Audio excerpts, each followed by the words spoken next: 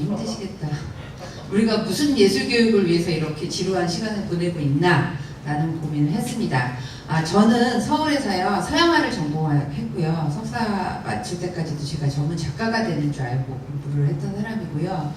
누군가 저한테 이런 공부를 하라고 할 때 무슨 말씀이세요 선생님? 저는 작가가 될 거예요. 전문 작가를 할 겁니다 라고 얘기를 하고 석사 과정을 마쳤어요. 근데 과정을 마칠 때쯤에 이제 현실을 알았죠. 뭘 먹고 살까? 부모님한테 의지해서 살 수는 없고 그래서 용기를 내서 큐레이터를 하러 화랑에 갔는데 작가 베이스의 큐레이터는 못할 일이더라고요.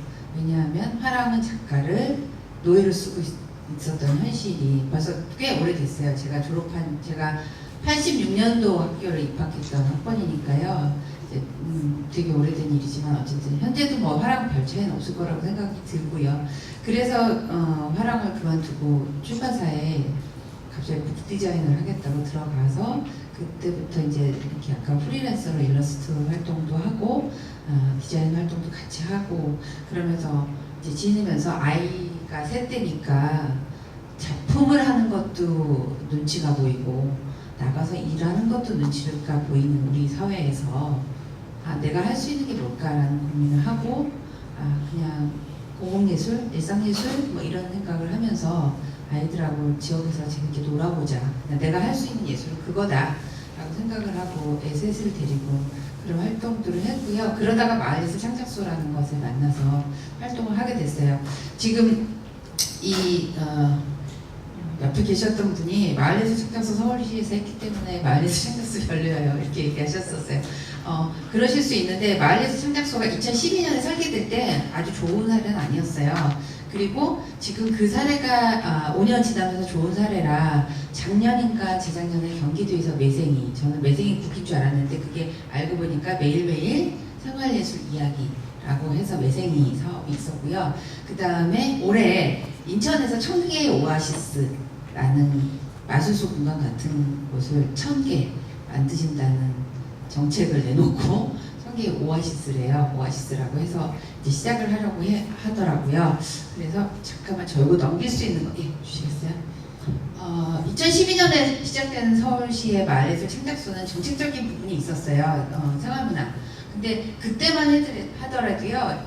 2012년에 만들어질 때 참 제가 마을예술 네트워크 이사라고 되어 있는 건 마을예술 창작소 운영위원들이 모이면서 독립한 사람들끼리 사단법인을 만들었어요. 그동안 지속적으로 중간 조직 역할을 하고 있었고요. 그 중간 조직의 법적인 근거를 마련하지 않으면 시가 계속 감사에 시달리는 문제가 생기면서 사단법인을 억지로 한 3년 논의 끝에 만든 거고 그 사단법인에 지금 이사로 있습니다. 서울시 정책이 2012년에 만들어지면서 사실은 자율성, 마을성, 지속성, 공공성 좋은 얘기 다 들어갔잖아요. 마자지공 우리 이렇게 표현하는데 그리고 그 전에 마을예술 창작소 로고를 참 한번 설명할게요. 마을예술 창작소 그래서 시에서 마예소 뭐 이렇게 불렀어요. 그래서 우리가 아니요 마술소라고 부를게요 했어요. 브랜드화 했습니다. 저희끼리. 왜? 마술소 흥미롭잖아요. 마술소 운영자예요? 그럼 뭐 마술을 하나? 뭐 이렇게 그런 흥미를 갖기 위해서 마술소라고 했고 요 CI 자체도 저희끼리 모여가지고 저희 마술소를 운영하는 서울의 곳곳에 있는 팀 중에 디자인 부분에 좀 특화됐던 그런 제안을 했던 친구가 맡아서 공동 CI를 만들었어요. 그리고 마자지공이라는 얘기를 하면서 이제 만들었고 2012년에 서울시에서 주민들이 함께하는 그 생활예술 공간, 삶의 공동체, 또 이런 말을 이제 만들면서 정책을 만들었고요. 이때 당시 정책을 만들 때는 12년에 정책을 만들 때는 예술가가 갖고 있는 공간, 자기의 개인 작업실을 주민들과 같이 쉐어한다. 이런 취지가 있었어요. 그런데 제가 여기서 한번 여쭤보고 싶어요. 저도 서양화 전공이라고 했잖아요. 작가 베이스로 계신 선생님들 한번 손 들어보세요. 작가 베이스, 나 작업자예요 라고 얘기하시는 분들. 네. 그 다음에 저는 일반 주민입니다 이렇게 하시는 분들 계시죠. 그 다음에 저희는 공무원이에요. 춘천 공무원입니다. 네, 예, 그게 다 생각이 다르기 때문에 제가 지금 여쭤본 거예요. 작가들이 작가의 공간을 만들면, 그러니까 정책을 만들었던 분들은 그렇게 생각한 거죠. 작가가 갖고 있는 공간, 작품을 하는 공간에 일반 시민이 들어가서 훅 같이 뭔가를 하면 굉장히 좋을 거야. 그래서 그러면 작가들한테 공간 지원금도 좀 주면 공돈도 받으니 세금도 받으니 공간 내놓는 게 더 쉽지 않겠어요? 이렇게 하고 제안했어요. 그런데 작가 베이스 계셨잖아요. 내 작품을 하는 작가의 공간은 약간 성역이에요. 네. 누군가 들어와서 막 휘젓고 다니면 나 돈 몇 푼 받았다고 내 그 공간이 엉망진창이 되는 거를 바라보고 있을 만한 작가는 없어요. 그래서 서울시에서도 이렇게 해서 공표했어요. 그런데 그럼에도 불구하고 작가 베이스는 실패했어요. 오히려 기획자, 공공예술 기획자 그런 분들이 계신 문화기획자 이런 분들이 공간을 제안했던 팀들이 살아남아서 같이 하고 있어요. 그리고 정책에서는 저런 식으로 맞아지공해서 마을성도 있어라, 자율성도 있어라, 지속성 지원금 없이 누가 어떻게 지속해요? 개인이 누군가 제안했던 누군가가 자기 자부담으로 지속해요? 불가한 얘기예요. 그런데 이런 걸 요청했어요. 그리고 공공성도 가져라. 공공성도 가지래요. 절대 친한 사람끼리 이용하면 안 된다는 거죠. 가능한 얘기일까? 하지만 일단 이 기획을 받아서 마술소가 그때 이제 운영하는 운영자끼리 모였어요. 그래서 그 당시는 생활예술이라는 말도 쓰지 말자고 했어요. 지금 서울시도 생활예술 지원 사업 이런 거 많이 하고, 아까 춘천도 문화도시 춘천을 위해서 1인 1예를 나누며 사람들이 삶에서 예술을 즐긴다 이런 얘기 하셨잖아요. 그런데 12년, 13년, 14년 생활예술 뭔데? 공무원들 너무 머리 복잡한 거죠. 그렇죠. 마술소 운영자들끼리 모여서 얘기했어요. 우리가 지금 지향하려는 건 전문예술가뿐이 아니고 모두가 함께 할 수 있는, 그리고 생활에서 왜 사람들이 이 생활예술을 해야 되냐, 일상예술은 뭐냐 이런 얘기를 나눴어요. 그러면서 그런데 공무원한테 가서는 생활예술이란 말 하지 말자. 더 헷갈려 해. 이렇게 입을 닫았어요. 그런데 이거는 공무원을 무시해서가 아니라요. 그런 생활예술, 전문예술 이런 분류를 한다는 것 자체가 사실, 저는 지금 서울시에서 생활예술에 대한 얘기를 하자고 할 때도 제가 물어봐요. 생활예술에 대한 정의를 어디까지 어떻게 해? 생활문화 어디서 어떻게 해? 전문예술과 차이점 뭡니까? 예, 제가 지금 석사 받았다고 저 전문예술가인가요? 저 전문예술가 아니에요. 저 동네에서 노는 아줌마예요. 예, 이미 생활예술 쪽으로 저는 더 간 사람이고, 그런데 어느 날 전문예술 하겠다고 또 뛰어들 수도 있겠죠. 그렇죠? 그런데 그런 정의들이 아직 안 됐다는 거를 좀 감안을 하고 봐야 된다라는 생각이 많이 들어요. 그리고 정책도 그렇게 설계돼야 될 것 같다. 그러면서 저희는 모여서 마술소 뭔데? 라는 얘기를 했어요. 그래서 동네에서 슬리퍼를 신고 내가 가까운 골목, 길 어딘가에서 마주칠 수 있는 공간이어야 하고, 그리고 내가 설거지하고 잠깐, 아니면 애 학교 보내고 잠깐, 아니면 퇴근하고 들어오면서 가서 기타 모임이라도 한번 이런 공간이어야 한다. 그리고 사람들하고 함께 내가 사는 공간에 이렇게 땅을 붙이고 있어야 된다라는 정의를 내렸어요. 왜 이 정의를 내렸냐면, 마술소를 받았던 팀들이 너무 공간이 다 달랐어요. 어떤 공간은 문화기획자가 청년 둘이서 카페를 운영하면서 동네 사람들하고 소통하고 축제를 열고 있었고요. 또 저 같은 경우는 지역에 엄마들, 전공했던 엄마들하고 모여가지고 저같이 애들하고 대형 작업하고 막 미친 듯이 막 그 놀이터 앞 마당에서 큰 종이 놓고 물감 뿌리고 막 애들 발광하고 막 이런 거 하고 놀았단 말이에요. 그런가 하면 이렇게 소소한 공방 작업을 하는 사람도 있었고, 목공하는 사람도 있었고요. 그 다음에 마포의 슬그먼이라는 팀이 있는데, 그 팀은 공간 일러라고 하는 팀인데, 금요일 날 점심 때 그냥 동네 골목 시장, 망원시장 근처인데요. 동네 골목에서 그냥 노래를 해요. 한 30분 공연을 하는 거예요. 그걸 5년째 하고 있어요. 사람들한테 공연도 보여주고, 그러다가 동네 아이가, 제가 플룻 되게 잘 부는데요. 저 이 공연에 같이 통기타 치는 공연인데 그런 얘기 나오면 그 친구랑 콜라보 해요. 연습해서. 너 하고 싶어? 그럼 우리 콜라보 한번 해볼까? 이렇게 해서요. 그렇게 하는 여러 다양한 활동들을 하는 팀들이 모여서 한 가지 정책 사업에 들어가니까 정리가 안 되는 거예요. 우리 정치는 뭐냐 도대체. 그래서 아까 그 정의를 만들었어요. 우리끼리 모여서 우리 어떤 정체성을 가졌느냐. 그리고 여기에 안 써져 있지만 작가 레지던시 하는 팀도 있어요. 마술소 중에.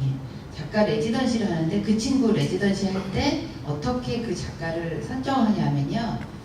운영위원회라고 지금 꾸려진 마을 사람들이 질문을 해요. 근데 그 질문 중에 제가 되게 마음에 와닿았던 게 마을 동네 눈이 엄청 많이 쌓였어요. 아침에 눈 떴더니 눈이 하나 가득이에요. 당신은 어떡할래요? 이런 질문이 그 레지던시 작가가 선정되는 질문의 하나예요. 모른 척한다. 뭐 이런 대답 나올 수 있는데 동네 사람하고 뭔가 같이 어울릴 거냐. 그리고 레지던시 하면 조건이 뭐냐면 월세를 이 마술소에서 대신 내줘요. 공간 내주고. 그런데 2년 약정을 하면서 그 공간에서 지역 사람들과 같이 할 수 있는 작업을 만들어내요. 제가 아까 왜 작가 베이스의 공간이 실패하지만 기획자가 가능했냐는 얘기를 드리려는 거예요. 정릉에 있는 곳은요. 동네에 서양화를 오래 하셔서 교육을 하셨던 작가분 한 분 할아버지를 기획했던 그 친구가 한 5개월, 6개월을 만나서 수다를 떨면서 그분이 그 마술소에 들어와서 주부 그림 그리는 동호회라고 표현하기 좀 뭐하지만 주부 아무튼 그림 그리고 싶은 아줌마들한테 교육을 1년 동안 빡시게 시키고 어디 공모전에 나가서 상 받는 거를 막 몰아붙이셨어요. 근데 그분이 자기 공간이었으면 그 동네 엄마들이 와서 그림 그리는 거에 되게 힘들었을 텐데 남의 공간에 자기가 가서 그림을 배우고 싶은 사람들을 만난 거예요. 작가와 전문 작가와 동네 사람이 만나는 마중 공간이었던 거예요. 마술소가. 그래서 저는 이런 것들이 성공할 수 있었다라고 생각을 해요. 그래서 어쨌든 다양한 분야였고요. 그 다양한 분야에서 만나서 이렇게 기존 문화시설하고 다른 게 있었어요. 문화 서비스 제공 아까 나왔잖아요. 주민자치센터. 근데 지금 이제 만드시려고 하는 공간이 자율적이어야 된다 이런 얘기 하셨잖아요. 여기 이제 그 자율적이에요. 주민들이 제안한 공간들이었고요. 그래서 주민들이 하고 싶은 일들 중심으로 뭐를 할게요라고 마술소에는 되어 있는 게 아니라요. 뭘 하고 싶은 게 있으면 얘기를 하면 한번 어떻게 진행해보죠. 그러니까 저희 공간 같은 경우는 제가 그림을 그렸기 때문에 디자인한 엄마, 이렇게 저같이 그림 그린 엄마 뭐 이렇게 되다 보니까 약간 애들하고 그림 그리는 베이스, 시각 베이스였거든요. 뭘 만들어도 그렇고 미나를 해도 그렇고. 근데 4년 만에 누군가 우리도 기타 같은 거 한번 쳐봤으면 좋겠어요. 이렇게 하고 그러면 혼자 누군가를 만나서 기타를 배우기는 어려우니 그런 사람들 좀 근데 기타 좀 어려우니 우쿨렐라를 좀 선회하고 이런 논의들을 한 두어 달 하면서 우쿨렐라를 하는 팀을 구성을 한 거예요. 그러니까 이게 우쿨렐라 강의가 있습니다. 이렇게 되면 그 수업은 가다가 아마 끊어지거나 정말 나는 기술적인 우쿨렐라만 배우고 가고 싶은 사람이 올 거예요. 근데 그게 아니고 뭘 해보고 싶을 때라고 얘기를 시작했고 그럼 어떻게 우리가 모여서 누군가를 오라고 해서 전문으로 배울 사람한테 강의비라도 조금 드리면서 갈 수 있는 구조를 만드는 거를 논의하고 그러기 때문에 회비를 10,000원 내든 40,000원을 내든 그거에 불편함이 없는 거죠. 왜? 내가 배우고 싶은 사람들 몇 명이 모여서 그런데 오시는 강사분한테 한 달에 4번이나 오는데 10,000원 받으세요, 30,000원 받으세요 이럴 수는 없잖아요.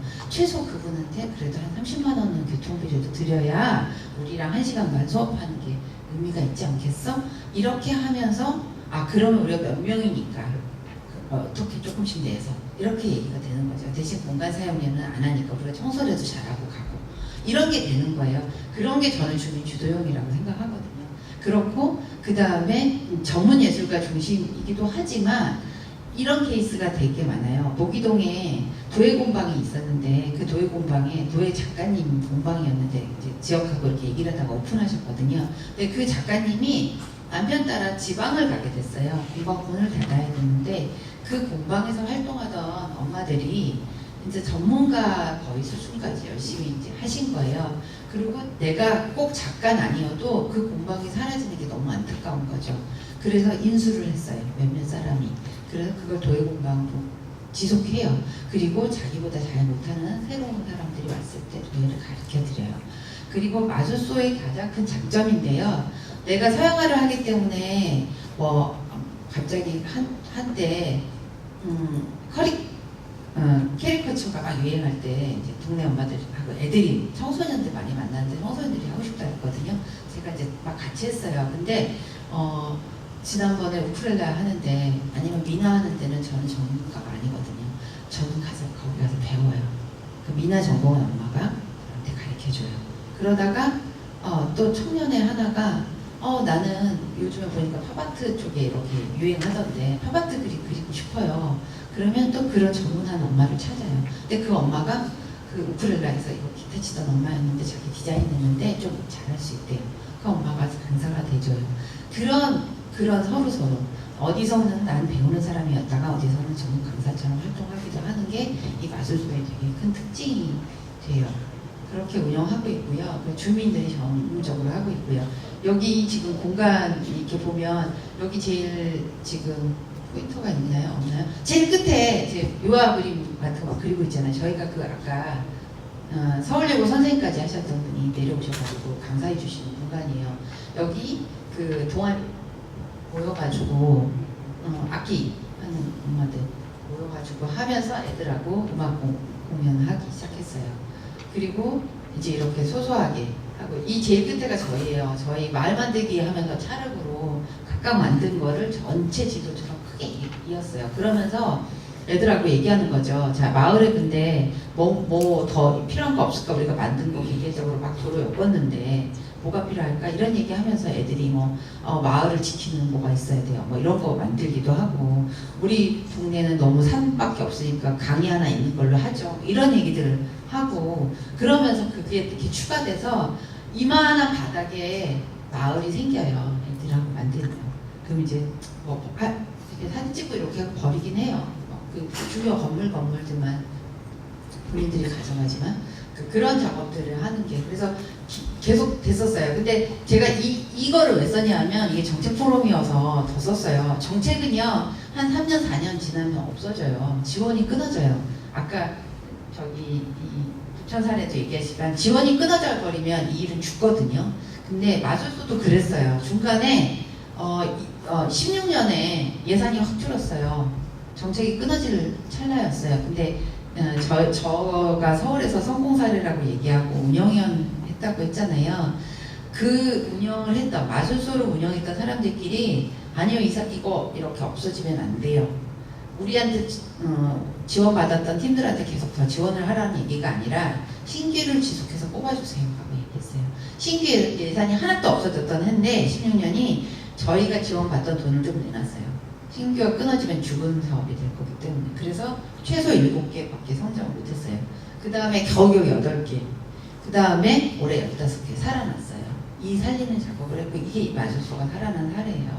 그러니까 지금 제가 정책하시는 그리고 집행하시는 공무원들 계시고 이제 문화재단 계신데 사업을 죽여버리는 그러니까 성과 그러니까 어떤 정책이든 정책이라고 표현되는 순간 새로운 정치가 시작될 때 핫한 뭔가를 끌어냈다가 그 사업의 결과를 미쳐보기도 전에 죽어요. 이제 다른 사업이 또 떠야 되거든요. 그러다 보니까 사업이 죽어버리는 거예요. 근데 생활예술 막 대두되고 있는 이유는 이제 시대적 저는 흐름이라고 약간 생각하거든요. 그런 데서 절대 죽여버릴 사업은 만들지 않았으면 좋겠다.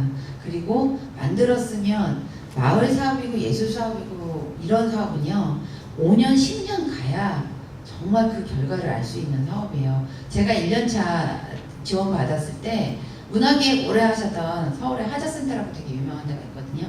거기서 모니터링 평가를 하러 오셨대요. 저보다 좀 나이 많으신 기획을 오래 하셨던 훌륭하신 선생님이 오셨는데 제가 거기서 화냈어요. 왜? 아니 문화계획 하셨다면서요. 저 같은 사람도 이게 1, 2년에 절대 마을 사람들이 마음을 열고 누군가 뭐와 활동한다는 건 되게 불가능한 거다. 특히 도심에서. 그런데 돈 얼마 줬다고 1년 안에 마을 사람이 얼마나 많이 모였고 그 마을 사람들이 얼마큼 같이 활동하고 있냐를 이걸 모니터링 하러 오신 건 정말 나는 이해가 안 간다. 저 내년부터 돈을 안 줘도 좋은데 그것에 대한 결과평가는 한 5년이 있다 해주세요. 이런 얘기 했거든요. 왜냐? 그래야만 제대로 된 평가를 볼 수 있다는 거예요. 사람들의 마음을 그렇게 쉽게 뭐 돈 몇 푼으로 살 수도 없고요. 움직일 수 없거든요. 관계가 형성되고 믿음이 형성돼야 가능한 건데 마술소는 그런 걸 만드는 것에 운영자들이 정말 열심히 했다라고 저는 말씀드리고 싶어요. 그러니까 죽었었어요. 근데 이렇게 죽일 거면 하지 마시고 한 10년 같이 가실 거면 이 사업 진행했으면 좋겠어요.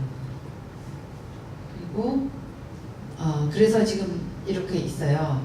그래서 1년차 15개 이렇게 하고 17개 독립해 있고 그래서 지금 현재 48개인데 편중은 있습니다. 우리도 강남은 좀 적고요. 돈 많은 사람들이 많이 모이는 강남, 대치 이런 데는 별로 필요하지 않아요. 같이 뭐 하고 싶지 않고 우아하게 내가 기타 배우고 싶으면 전문 기타 훌륭하신 전문 기타리스트 찾아가서 1대1 강의 받고 이러면 되기 때문에 필요 없어요. 그림도 그렇게 하잖아요. 그리고 멋진 오케스트라에 가가지고 희귀악기 이런 거 하시면 되잖아요. 그래서 없고요. 좀 어려운 동네수록 많이 있습니다. 강북구 이런 데 많이 퍼져 있고 관악, 금천 이런 데 많아요. 진짜. 그리고 행정기관 중심이 아니었고 프로그램 수혜 중심이 아니었다는 거 좀 기억해 주시면 좋겠고 그래서 자율적인 예술 공간이었고 밥 먹는 것도 문화고 예술이다 라는 얘기 저는 가끔씩 하거든요. 그런 것들을 포함한 것이었으면 좋겠다. 그래서 서울시 문화정책은 원래 정책은 이렇게까지 좋지 않았지만 이 같이 활동하는 사람들의 제안을 받아들이는 공무원의 마인드와 그 다음에 정책가들의 설계가 같이 놓이면서 좀 5년 동안 변화가 있었습니다. 그래서 운영위원회라는 것들을 만들고요. 살아남기 위해서 사실은 운영위원회 만들었어요. 왜? 정책에 따라 이렇게 돈에 따라 휘둘리고 싶지 않았고요. 이 활동을 하는 사람들이. 근데 그것을 할 수 있었던 건 되게 좋았던 건 저 같은 좀 문화예술, 그 다음에 예술교육 이런 데 고민을 갖고 있던 친구들이 많았어요. 그리고 공공예술 쪽에 있던 젊은 친구들, 문화교육했던 친구들이 마을 활동을 했던 사람들이 모였었기 때문에 우리가 이런 논의를 해야 될 것 같아. 그리고 문제제기도 우리가 하자. 이렇게 해서 2013년, 14년부터 포럼을 계속 열었어요. 그 문화 정책을 만들었던 우리에게 마을에서 충작서라는 정책을 만든 사람부터 불러놓고 자 이게 5년 후에 만약에 지원이 끊어질 때 당신은 이 대안을 뭐라고 생각합니까? 라고 얘기했을 때 훌륭한 서울문화재단의 모 박사님이 예산 사업 갈아타세요 이렇게 쉽게 말한 거예요. 다 같이 공부를 했어요. 뭐예요? 그럼 도대체 이렇게 그리고 이 사업 그렇게 가는 거 우리는 바라지 않으니 당장 중단하거나 아니면 지속할 수 있는 방식을 같이 고민하자 라고 얘기했고 그날 그렇게 막말했지만 그분이 지금까지 저희와 같이 논의하고 뭔가 방향성을 제시하고 계십니다. 네. 그래서 이렇게 자발적으로 모여서 고민하고 공부하고 논의하고 이렇게 하고 있고요. 네트워크 강화했어요. 그래서 처음에 13년, 14년에는 다른 게 아니었어요. 마술소라는 정책을 너무 모르는데 서울시에서 공간 지원 사업이 마술소 하나만 있었던 거 아니고요. 작은 도서관 사업, 북카페 사업 이렇게 있었어요. 다 죽었어요. 그래서 그리고 미디어 사업이 있었는데 미디어 사업은 살았어요. 왜냐하면 미디어는 홍보가 빵빵했기 때문에 우리도 그래서 홍보해야겠다. 그래서 연합공연 이런 거 되게 싫어하지만 그냥 한번 하자. 서울시 한가운데 가서 그래서 연합공연하고 연합전시하고 그런 거 하면서 마술소란 존재를 좀 홍보했어요. 좀 브랜드 했고 그리고 시즌2는 이제 철학을 좀 깊게 하자. 그래서 협치. 그래서 우리가 문제가 있다고 생각하는 것을 서울시에도 제안을 하고 그 다음에 서울시에서 또 마술소 이런 것과 문제가 있는 것 같아요 할 때 우리는 자정할 수 있도록 또 논의도 하고 그 다음에 감사과에서 나와가지고 막 말도 안 되는 얘기할 때 그 설명을 마술소 운영자들이 직접 공무원 대상 감사였는데 공무원이 잘못한 게 아니고요 설계부터 이렇게 너희 다 모르잖아 5년 스토리 이렇게 해가지고 저희가 제안도 하고요 그런 것들을 했어요. 그 다음에 거점 아까 이렇게 보면 뭐 송파에 4개, 성북도 4개, 뭐 이렇게 좀 몇 개가 소가되기 시작한 데는 그 네트워크 사업을 했어요. 그래서 송파는 지역 문화를 그 마술소 4개가 같이 연계해서 송파하고 협력해서 해요. 송파구하고 그래서 그런 것들을 이렇게 네트워킹하는 일을 좀 했고요.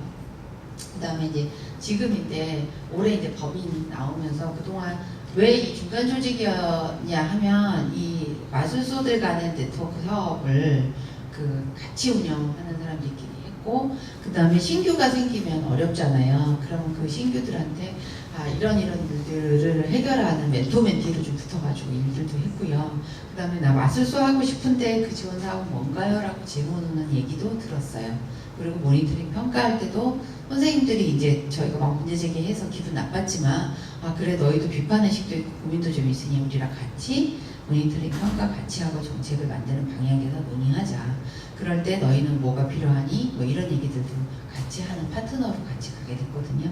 그러다 보니까 이제 이렇게 중간 조직으로서 지금 법인하면서 올해 이제 강화하고 있고요. 그래서 뭐 이런 사업들을 좀 계속했다는 얘기는 하려고 하고요. 요게 저는 좀 중요한 정책에서 중요한 것 같아요. 마술소가 이렇게 성장하고 죽지 않고 살아남았을 수 있는 제일 중요한 포인트예요. 마술소 운영자가 있고요. 자문단이라고 해서 아까 정책 설계했던 연구전 선생님들이 계시고요. 그 다음에 그 시가 있어요. 절대 한쪽 방향으로 가지 않습니다. 저희는. 그리고 지금도 연구전 선생님들 도망가고 싶어 하실 때도 있거든요. 근데 안 됩니다. 신규도 꼭 심사 오셔야 되고요. 모니터링 같이 하셔야 되고요. 그 다음에 저희가 꼭 하는 포럼에 오셔서, 왜냐하면 마을예술 창작소라는 정책이 처음에 12년에 만들어지지만 그때는 생활예술이란 말 없었다고 그랬잖아요. 작년에 생활예술이란 말 확 들어왔고요. 그럴 때 마술소와 생활문화센터, 그 다음에 생활문화지원센터 이런 것들이 정책 설계돼서 들어올 때 어떻게 살아남을까, 우리가 이쪽으로 편성해야 될까부터 시작해서 거기는 막 60억이라는 돈이 넘어오면서 지원받을 때 마술소는 겨우 6억 받고서 어떻게 이 정체성을 유지하면서 살아남을까, 이런 논의들을 운영자끼리 했다고 절대 살아남을 수 없고요. 시가 그거 너 괜찮아 너만 해 이렇게 한다고 할 수 없고요. 이런 것들을 같이 논의하면서, 그리고 주민들이 그런 것들을 지지해주고 같이 가면서 이것들이 이루어질 수 있었거든요. 그래서 신규 마술소가 들어왔다가 이 마술소 지긋지긋해요. 저기 지원 사업 안 할래요. 이렇게 되지 않게끔 누군가 옆에서 얘기해주고 도와주고 방향성 설계해주고 이런 것들이 같이 있었기 때문에 가능했다고 해서 저는 이 얘기를 좀 드리고 거예요. 그래서 추천해서 설계될 때 이런 구조가 잘 되면 뭔가 협업하는 구조, 그 다음에 제가 좀 길었나 봐요. 근데 협업하는 구조하고, 그 다음에 제일 중요한 건 장기적인 계획. 그 다음에 아까 평가 얘기 나왔는데 저희가 2014년부터 계속 얘기하거든요. 시나 관공서는 정량적 평가에 매몰될 수밖에 없어요. 그래야 정확한 데이터 얘기 나오시잖아요. 그런데 사실 예술은 정량 평가가 참 어려워요. 저는 이거는 저희 운영위원 말고도 정책 연구하시는 선생님도 얘기했던 거예요. 정성평가 필요하다. 정성평가 어떻게 할 거냐. 10사람, 100사람 마술소 어떤 공간, 지금도 이제 뭐 창작소 만드신다고 했는데, 공작소 만드시는데, 그 공간의 면적에 따라서요, 최대 올 수 있는 사람의 한계가 있어요. 이게 누적 10년 됐다고 그 공간이 요만한데 1000명이 올 수는 없거든요. 그럼 정량평가는 옳지 않다. 정성평가를 어떻게 만드느냐. 근데 그게 우리끼리 알고 있는 정성평가, 왔다 간 사람 너무 행복했어요. 이런 정성평가는 아무도 인정해주지 않잖아요. 그래서 올해 서울시에 이제 저희가 먼저 제안했지만 연구진하고 같이 하는 게 정성평가 기준이에요. 경기도에서 작년에 만들었더라고요. 경기문화재단에서. 근데 이것의 정량평가 말고 정성평가에 대한 기준 지표가 좀 나오면 이런 정책들은 하시는 공무원도 좀 떳떳하게 이런 근거 있어요. 이렇게 얘기하실 수 있는 근거 마련이 될 것 같고, 주민들한테도 좀 원활하게 이게 동원형 아닌 거, 정말 나의 삶의 질이 높아지는 그런 활동들이 될 것 같고, 그다음에 운영자들도 그냥 나라 돈 세금 헛되이 쓴 게 아니고, 정책도 마찬가지예요. 연구 같은 그런 돈이 아니고 정말 정당하게 좋은 세금을 썼다라는 기준이 마련될 것 같아서 서울은 지금 되게 고민해요. 그래서 창작소 운영하는 운영 쪽, 법인 쪽에서 적극적으로 추진하고 있거든요. 그러니까 생활예술 활동, 생활문화 활동에서의 정성적 평가 기준, 지표 마련.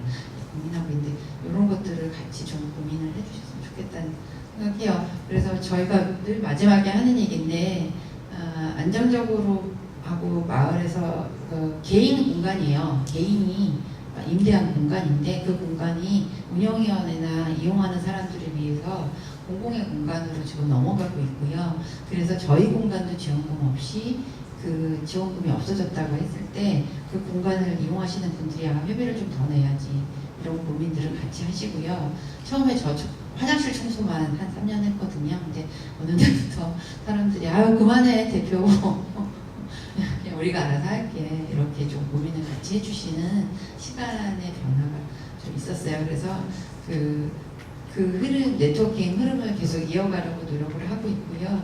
그 다음에 요 말입니다. 삶의 기쁨은 이웃과 더불어 함께 부패가 되는 행복을, 그 다음에 지역과 마을이 넘나드는, 그 지역에 매몰되는 게 아니라 넘나들어서 같이 하는 공동체 활기를이라는 목표를 가지고 활동하고 있습니다. 네, 고맙습니다.